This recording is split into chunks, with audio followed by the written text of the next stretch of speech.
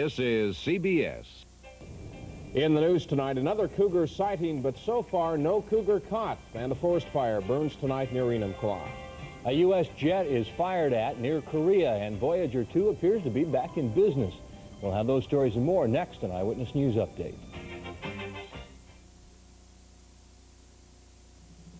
Now, a laundry product so unique, it is patented. Rainbow Fresh, yes. Heavy-duty detergent plus fabric softener. Yes cleans as well as any leading detergent, liquid or powder. Plus, Yes softens with a Rainbow Fresh scent and controls static cling. And just a quarter cup does it all. Get Rainbow Fresh, yes. Detergent plus fabric softener. The taste of Kellogg's Most. Most taste surprising, exciting, most taste beautiful, healthy, inviting, most taste beautiful. Kellogg's Most. Wheat germ, high fiber, and a wealth of vitamins, all with a toasty whole wheat taste. Now that's beautiful. Surprising, exciting, healthy, inviting, most taste beautiful. Beautiful. New Colony Classic Chablis is incredibly smooth. So smooth, we even challenged Almaden to an independent taste test. Colony Classic Chablis versus the normally more expensive Almaden Mountain Chablis. The result? 61% preferred the taste of new Colony Classic. Compare Colony Classic yourself. Discover why the new taste of Colony has made the road to success so very, very smooth.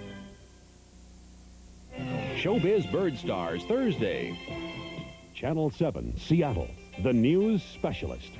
Gary Justice, John Marler, Wayne Cody, Harry Wampler, the Eyewitness News team, and Chopper 7. From the newsroom in Seattle, this is Channel 7 Eyewitness News Update. Good evening. There has been another sighting of that elusive mountain lion near Seattle's Discovery Park tonight, but so far the cougar has avoided capture, as it has since it was first spotted last Saturday night. Brooks Burford updates the story. Tracking dogs were summoned from Discovery Park to an area near the government locks. They had turned up nothing all day, no scent to follow. But at 7 p.m., a bicyclist crossing a footbridge across some railroad tracks clearly saw the cougar. He says there was no doubt in his mind that it was a mountain lion. I looked down and I seen a big cat. It was about this high, about that long, about 4 feet long, and it was goldish brown. And I looked down and it looked up, and I split. The dogs scoured the area but found nothing. Again. Do you think it was a good sighting? No, I don't believe so. Come on, let's go. If there was a cougar there, would they have picked it up? Oh, yeah. Yeah, they've trailed many of them. Despite numerous sightings, the State Game Department and the City Parks Department scoffed at the possibility of a mountain lion here, until sightings were verified by cougar tracks in the sand. Plaster casts confirmed the species. We think since it's a male, and by the size of the footprint, it could be from 95 to 175 pounds. That 175 would be the outside of a large, mature male. Elizabeth Gent of Lake Forest Park has a pet cougar at home. She showed up here, cougar earrings and all, to lend a hand. I did take my clothing and wrap them over my male cougar, hoping that I would smell like a cougar and attract perhaps another cougar. She brought along raw horse meat, which was hung in pantyhose from trees 6 feet above the ground.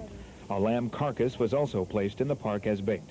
Game agents injected tranquilizer liquid into their loads, but so far they haven't been able to use them, as the elusive mountain lion continues to roam Discovery Park's 530 acres. Its location as mysterious as how it got there in the first place. Brooks Burford, Channel 7 Eyewitness News. A dramatic development today in the Cannery Union murders trial in Seattle. Cannery Union President Tony Barruso took the witness stand and invoked the Fifth Amendment on almost every question he was asked. Barruso's gun has been linked to the June killings of 2 union reform leaders, Selme Domingo and Gene Viernes. Barruso claims the gun was stolen from him before the shootings. 2 union members, Jimmy Ramil and Pompeo Galoy Jr., are on trial for the murders. 5 days have now passed since convicted spy Christopher Boyce is eaten. Boyce, now being held at the Snohomish County Jail, has refused all food since his capture by federal agents in Port Angeles last Friday.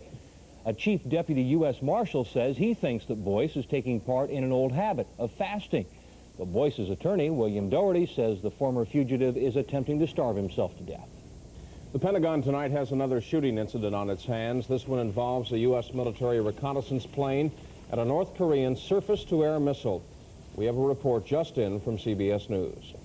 Pentagon sources told CBS News tonight the American aircraft, an SR-71 reconnaissance plane, came from a base on the island of Okinawa.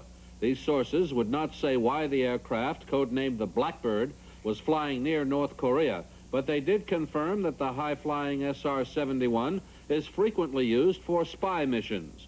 The Pentagon described the incident this way. The aircraft, while flying in what was described as South Korean and international airspace, but apparently close to the North Korean border, was fired upon by a North Korean surface-to-air missile battery. The two-man American crew noticed the smoky contrail of a single missile and then a burst.